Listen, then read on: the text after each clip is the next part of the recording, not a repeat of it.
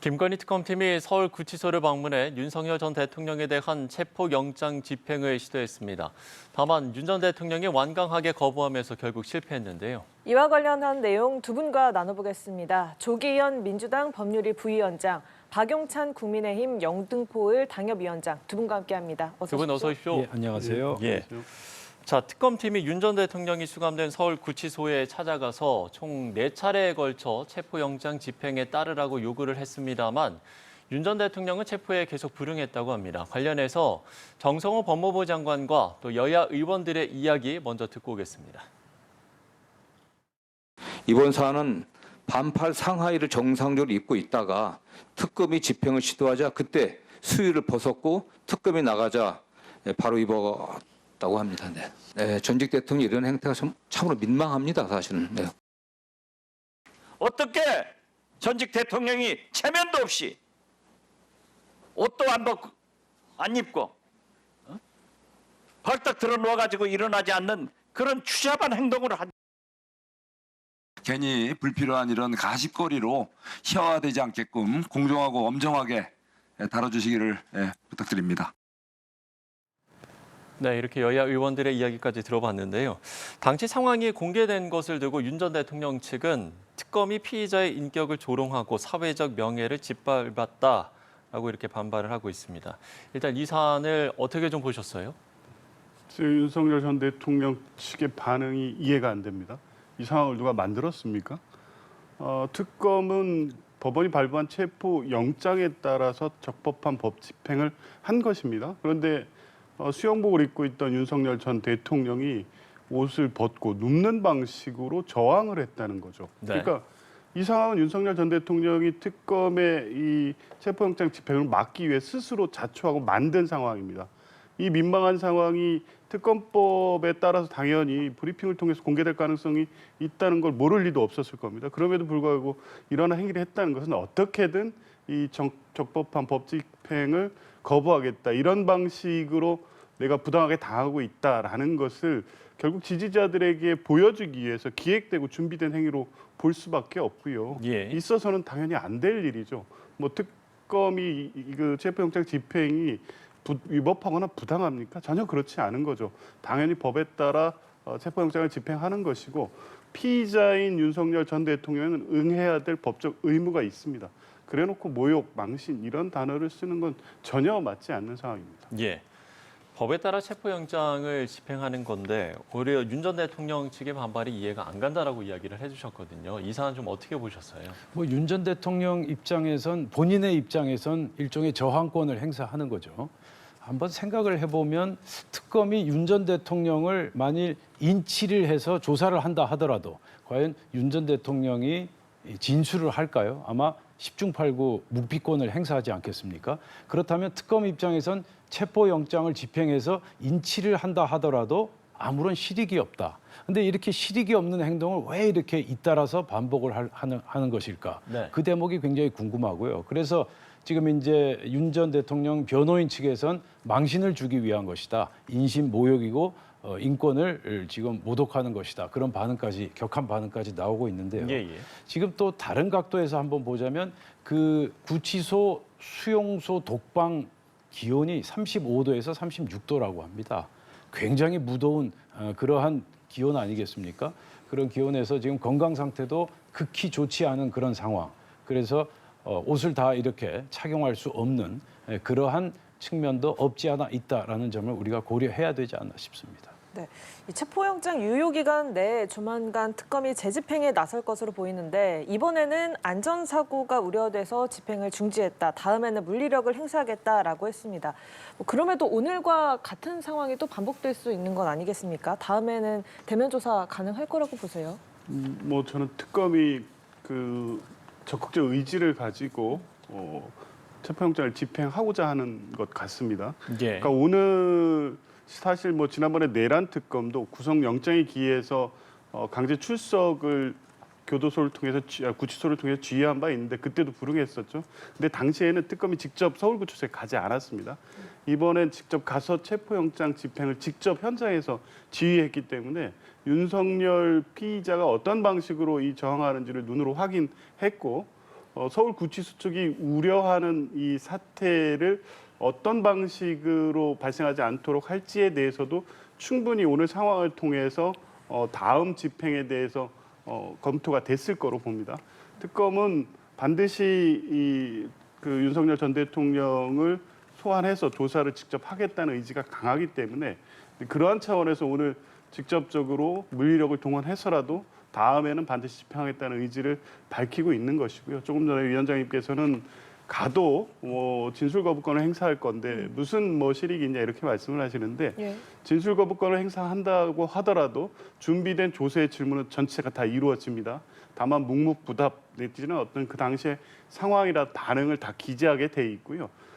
나중에 공판 과정에서 증거에 부동해서 증거로 바로 제출되지 않는다고 하더라도 일종의 수사 보고서 형태로 해서 주요 혐의 사실과 관련된 증거 관련된 내용들, 질문들의 내용을 수사 증거로 만들어낼 수 있기 때문에 진술이 없다고 해서 지금 관련 내용이 전혀 무의미한 절차가 아닙니다. 특검은 그런 부분까지 고려해서 다음 집행 과정에서는 물리력까지 동원한 직접적인 소환까지를 준비하고 있는 것 같습니다. 네, 체포영장 유효기간 7일까지인데요. 네. 지금 특검이 적극적인 의지가 있는 것 같다라는 말씀을 하셨어요. 좀 앞서 묵비권 행사 가능성에 대한 이야기도 하셨는데 예. 다음번 집행 때 윤 전 대통령이 집행에 협조할 거다라고 보세요?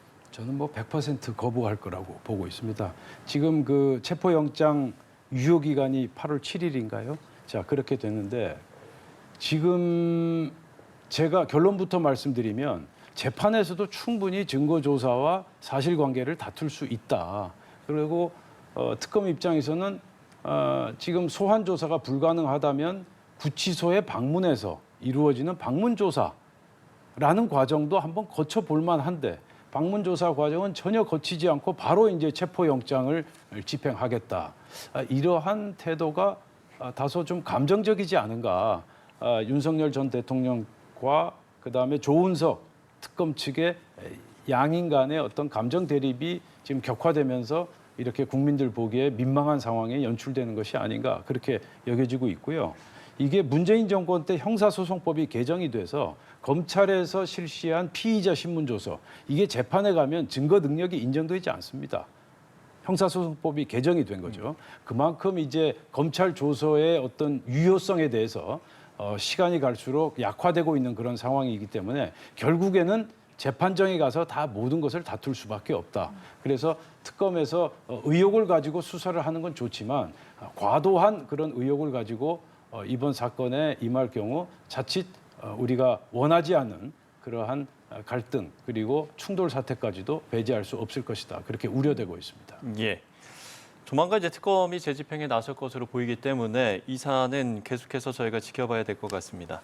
자, 주제를 바꿔서요. 관세 이야기를 해보겠습니다. 도널드 트럼프 대통령이 상호 관세율을 기존 25%에서 15%로 낮추는 행정명령에 서명을 했습니다. 그런데 이제 여기에서 쌀 개방과 관련해서 우리나라와 미국 사이의 온도차가 일부 드러났는데 대통령실에서는 이제 우리 정부의 설명이 더 정확하다라고 거듭 강조를 했거든요. 이 부분 어떻게 보세요? 당연히 우리 정부의 발표를 믿어야 되는 거 아니겠습니까? 네.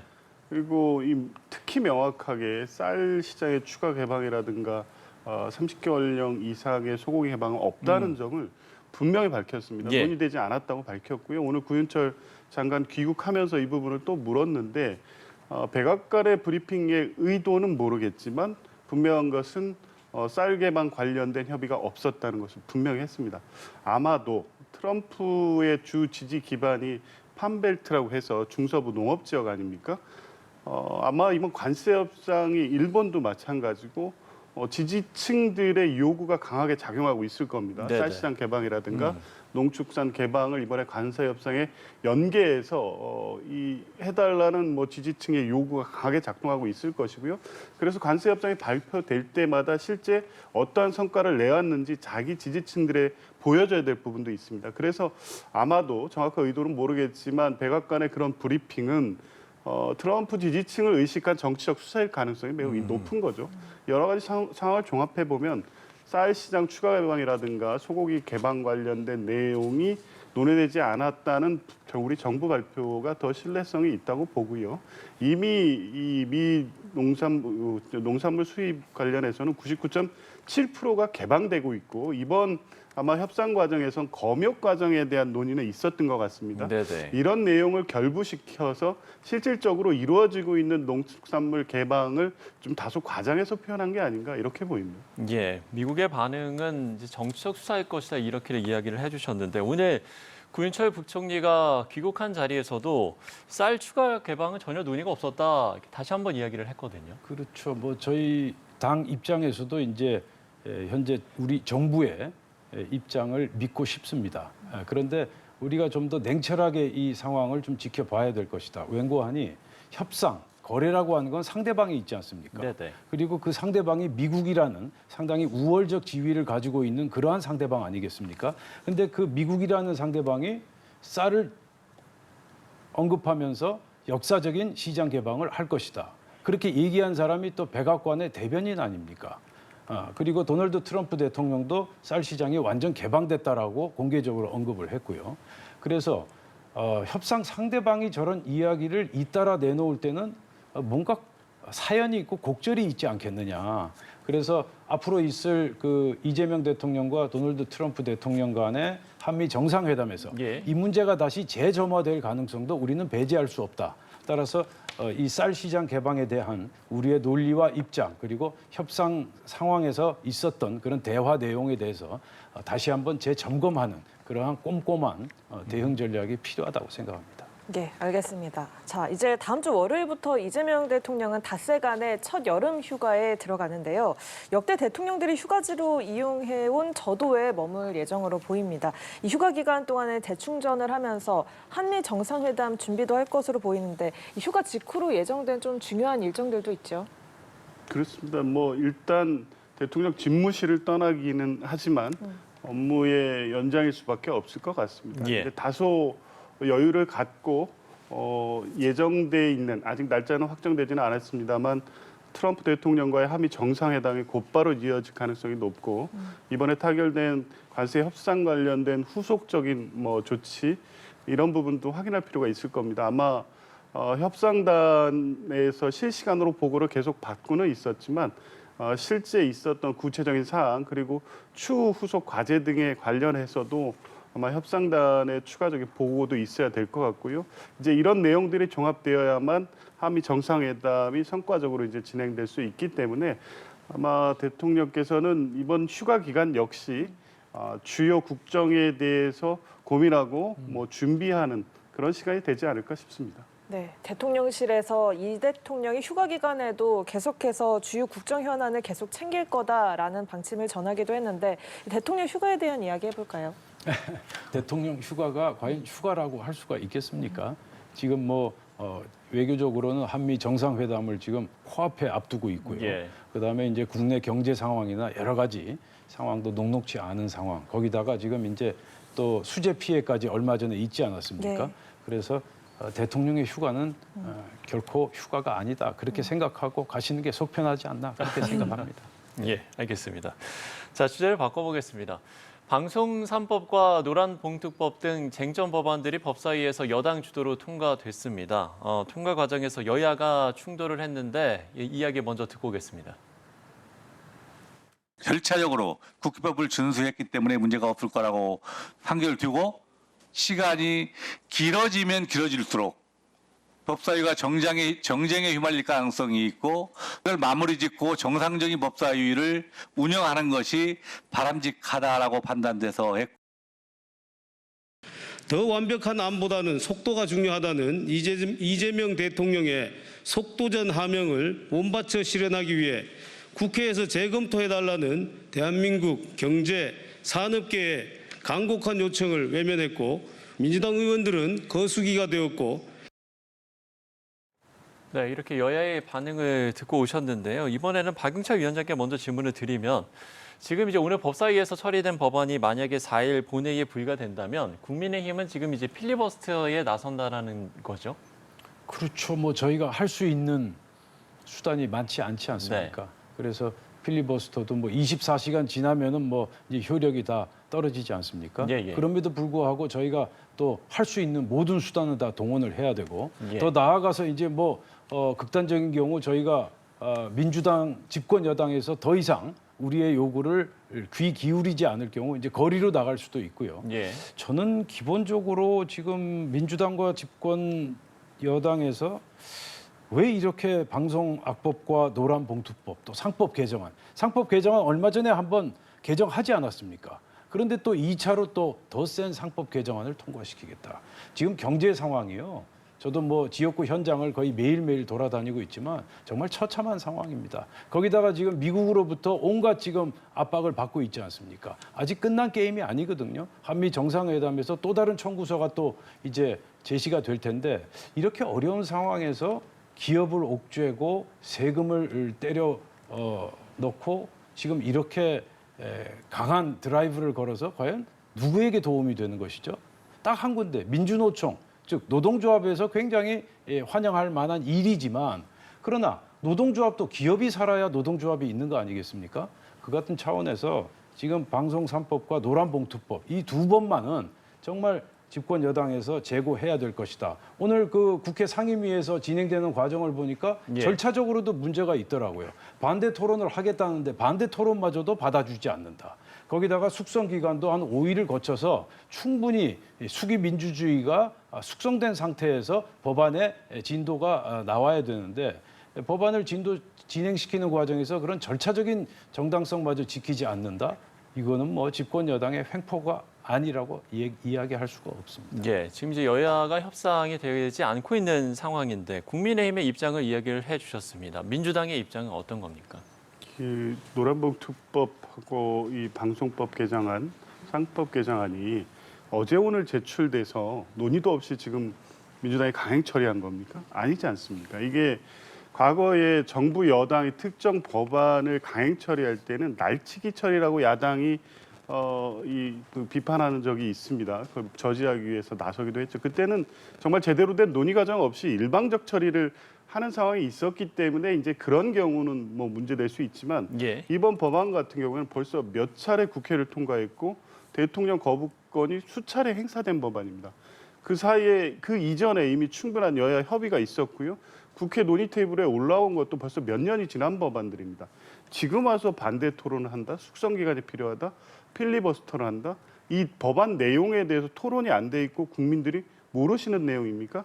다 알고 있고 본인들이 반대한다는 것 그리고 지난 정부가 거부권 행사한 것 외에 다른 특별한 사항이 없습니다. 그런데 뭐 반대 토론하고 필리버스터를 하면서 시간을 계속 끌겠다는 것이기 때문에 뭐 이제 절차대로 할 것이고요. 그래서 오늘 뭐 법사위는 그 절차에 의해서 통과를 시켰고 필리버스터를 한다고 하면 뭐 하십시오. 그래서 국민의힘이 가진 입장을 주장하고 말씀하시면 되지만 그 역시 절차에 따라서 24시간 경과 이후에 종결 표결을 통해서 시급히 처리해야 됩니다. 이 논란은 어차피 이게 여야 간의 입장 차이가 있고 오랫동안 이 법안이 국회 갈등 상황에 놓여져 있는 사대로 그대로 방치되는 것이 오히려 혼란을 가중하는 것이기 때문에 신속히 국회에서 법안을 통과시키고 유예기간이 있는 또 부분도 있기 때문에요. 그 이후에 충분히 적용 과정에서 실행 과정에서 문제 발생 여부에 대해서 하나하나 좀 따지면서 실제 실행 시 문제 발생되지 않도록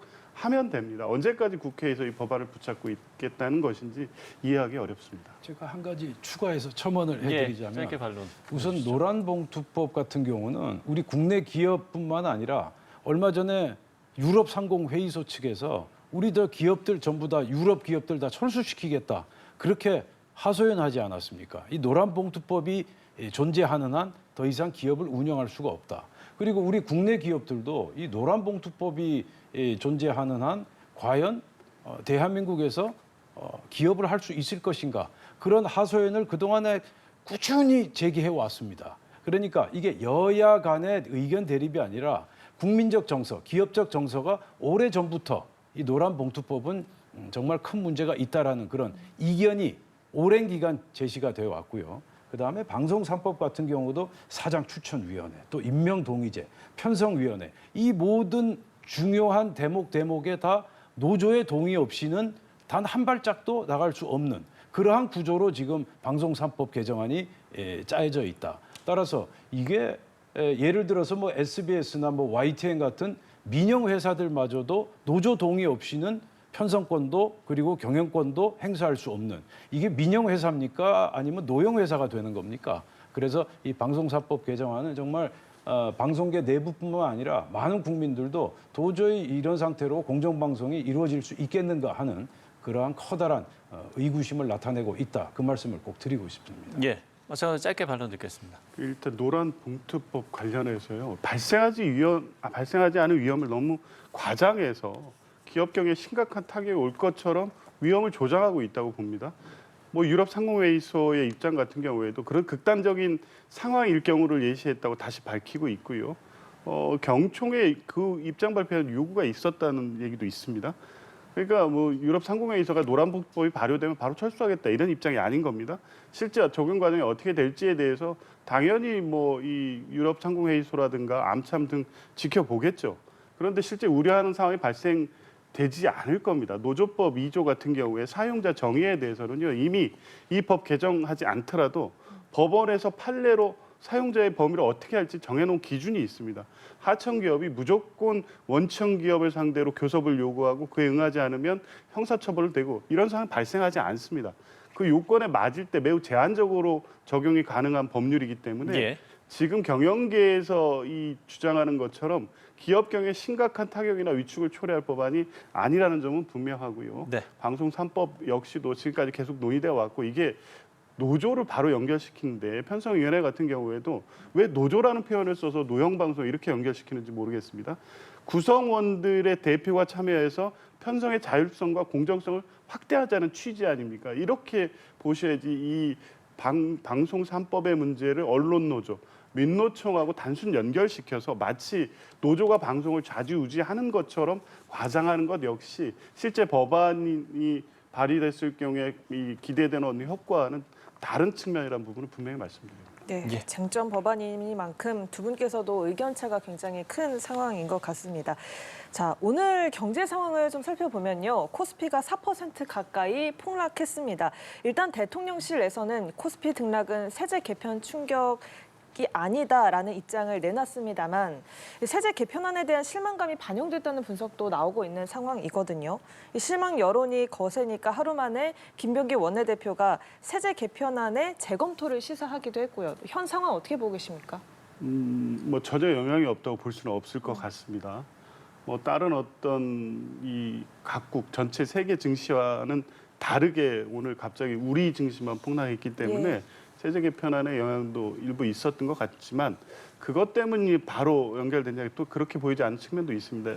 사실 뭐 부동산 이 대출 규제 이후에 증시에 대한 기대감이 컸고 그 외국인과 기관 투자의 매수가 집중되면서 3,000선을 돌파해서 지금 안정적으로 성장해 오고 있었는데 일정의 조정기인 측면도 분명히 있습니다. 이제 그 상황에서 어제 세제 개편안이 발표가 됐고 실망 매물이 일부 갔던 것도 분명히 영향이 있을 수는 있을 것 같은데 이제 그런 우려의 목소리들도 대통령실이나 뭐 민주당 역시 분명히 보고 있기 때문에 실제 그 영향 때문에 일반 투자자들의 어떤 실망이나 우려가 있는 것인지 그게 지금 시장의 어떤 오늘의 상황에 영향을 미친 것인지에 대해서 좀 분석을 하고 있고요. 그래서 이 과세 기준, 대주주 기준을 50억에서 10억 내린 부분에 대해서 추가 검토 필요성이 있는지를 지금 살펴보고 있습니다. 예, 대통령실에서 논의하는 바가 없다라고는 하지만 아무래도 좀 기대 심리가 작용하는 시장이니까요. 자, 이 세제 개편안에 대해서 대주주 기준 강화에 반대하는 국민청원까지 등장을 하고 있는 상황이죠. 그렇죠. 그 국회 그 청원이 글이 하나 올라왔는데 거기에 4만 건인가 5만 건이 벌써 지금 댓글이 붙었다, 동의를 했다는 거 아닙니까? 이거 정말 심각한 문제죠. 그리고 오늘 주가 급락은 아마 이재명 정부 들어서 가장 큰 폭으로 떨어졌을 거예요. 그만큼 임팩트가 컸다. 이건 보통 문제가 아니고 심각한 문제다라는 그러한 사실을 반증하고 있고요. 한번 생각을 해보십시오. 그 이소영 의원도 그 말씀을 하셨더라고요. 서울의 아파트 평균 가격이 14억 원인데 이 10억 원어치 주식에 대해서 대주주 세금을 부과한다? 이건 결코 상식적이지 않죠. 그러니까 지금 이재명 정부의 정책 기조도 그 부동산에 몰린 돈을 주식으로 이렇게 이동시켜야 한다라는 게 정책 기조로 알고 있는데 그 이재명 정부의 정책 기조와 완전히 상반되는 상치되는 그러한 지금 조치들을 취하고 있는 것이다. 네. 거기다가 증권거래세 또 올렸죠. 그죠? 법인세 또 얼마 전에 올리지 않았습니까? 자, 양도세 같은 경우에 이제 연말이 되면 양도세를 내지 않기 위해서, 회피하기 위해서 주식을 팔지 않겠습니까? 자, 주식을 팔게 되면 전체적인 주가가 떨어지고 그래서 개미 투자자들도 견뎌내지 못하는 상황. 이거는 뭐 굳이 뭐 어렵게 공부를 하지 않더라도 충분히 예측 가능한 그런 상황이거든요. 그런데 이런 예측 가능한 상황에서도 지금 이재명 정권은 세금을 걷는 과세 정책에 지나치게 매몰돼 있다라는 점을 제가 지적하지 않을 수 없겠습니다. 예. 자, 마지막으로 각 당의 전당대회 상황을 두 분께 좀 짧게 듣도록 하겠습니다. 민주당은 이제 당장 내일이고요. 국민의힘 같은 경우는 지금 5명의 후보가 나온 상황입니다. 일단 민주당 전당대회 당장 내일인데 결과를 좀 어떻게 전망하시는지도 궁금하고요. 국민의힘 전당대회 상황은 어떻게 보시는지도 좀 짧게 듣도록 하겠습니다. 그렇죠. 일단 민주당은 뭐 정청래 의원이 뭐 우세한 것으로 그렇게 알려지고 있는데요. 네네. 그런데 사실 지난 충청과 영남에서 승기를 잡았지만 그 투표 비율이 8%밖에 되지 않는답니다. 그래서 나머지 92%의 민심이 과연 어디로 향할 것인가. 정청래 의원 같은 경우 당심에서 앞서는 것으로 알려져 있는데 지금 반대로 박찬대 의원 같은 경우는 전국 대의원 투표에 기대를 걸고 있다. 전국 대의원 한 명의 표 가치가 권리당원 17명의 표 가치와 똑같다고 합니다. 그래서 대의원 투표에서 굉장히 전략적인 그런 작전을 써서 승리할 경우, 크게 승리할 경우 박찬대 의원에게도 찬스가 없지는 않을 것이다. 이렇게 기대를 하고 있다고 하고요. 저희 국민의힘 같은 경우는 뭐 여전히 김문수 후보가 앞서고 있는데 오늘 선거운동 첫날이었죠. 세 분이 이제 TK, 대구 경북 지역으로 가지 않았습니까? 김문수, 조경태, 주진우 세 사람이 일제히 TK를 방문했는데요. 역시 그 영남권, 경상도 지역이 전체 당원의 40%를 차지하고 있기 때문에 영남 지역을 중시하지 않을 수 없는 상황. 그런데 이제 가장 크게 주목이 되는 대목은 이제 오는 5일, 6일 예비 경선, 1차 경선을 치르거든요. 거기서 과연 누가 떨어질 것인가. 지금 5명이 나왔는데 그중에 1명은 5일, 6일 여론조사를 통해서 떨어지게 됩니다. 네네. 과연 안철수 의원이 떨어질 것인가 아니면 뭐 주진우 의원이 떨어질 것인가. 지금 여러 가지 관측이 나오고 있는데 일단 1차 컷오프, 1차 경선이 크나큰 관심 대상이 될 것으로 예상됩니다. 네, 위원장의 전망도 듣도록 하겠습니다. 민주당 전당대회 사실 뭐 지금까지의 어떤 상황은 뭐 정청래 후보가 더 앞서가는 여론조사가 많았기 때문에 정청래 후보 측은 좀 자신하는 분위기인 것 같고요. 근데 이게 충청 영남 이후에 지역별 순회 경선이 없어지고 그 원래 다음 주에는 호남하고 경기 인천이었는데 이게 내일 경선으로 다 합해졌습니다. 그래서 당원들의 이 여론 흐름이 어떻게 바뀌는지를 정확하게 캐치할 수 있는 지표가 없습니다. 여론조사상에서 일부 확인할 수 있기 때문에 영남 충청권 경선 이후에 상황 변화가 있었지 않습니까? 강선우 후보자의 어떤 박찬대 후보의 입장 표면. 그래서 이제 실제 이재명 정부의 성공을 위해서 어떤 당대표가 되어야 되는지에 대해서 당원들 간에 새로운 논쟁이 시작이 된 부분이 있습니다. 그게 이번 이 구도에 어떻게 영향을 미쳤는지는 내일 뚜껑을 열어봐야 될 것 같고요. 국민의힘 이 경선은 좀 안타깝습니다. 이게 지금도 탄핵 찬성이냐 탄핵 반대냐. 전한길 씨에게 이 출마 관련된 본인의 입장을 밝히고 지지를 얻어내야 되는 전당대회로 간다는 것 자체가 과연 지금 국민의힘의 미래가 있느냐 이걸 스스로 지금 회의하게 만드는 상황으로 가고 있어서요. 이 전당대회를 치르면 원래 컨벤션 효과도 있고 여론의 관심을 받고 집중을 얻기 때문에 지지율을 높일 수 있는 계기가 돼야 되는데 지금 국민의힘은 전당대회 이 페이스 이 과정에 갈수록 오히려 여론의 지지는 낮아지고 당 지지율이 지금 떨어지는 이런 상황으로 가고 있는 상황이 아니겠습니까? 왜 그런 상황인지 모를 리 없음에도 불구하고 주요 당권 주자들이 전환기 씨 유튜브에 출연해서 윤석열 전 대통령에 대한 옹호 입장을 여전히 밝힌다든가 탄핵 찬성이냐 반대냐의 논방을 아직도 벌이고 있다고 하면 그들만의 잔치로 끝나는 전당대회에서 과연 국민들이 보수의 미래를 볼 수 있을까 하는 생각이 듭니다. 예. 앞으로 예정된 양당 전당대회 내용까지 함께 짚어봤습니다. 자, 지금까지 조기현 민주당 법률위 부위원장, 박용찬 국민의힘 영등포을 당협위원장 두 분과 함께했습니다. 오늘 말씀 고맙습니다. 고맙습니다.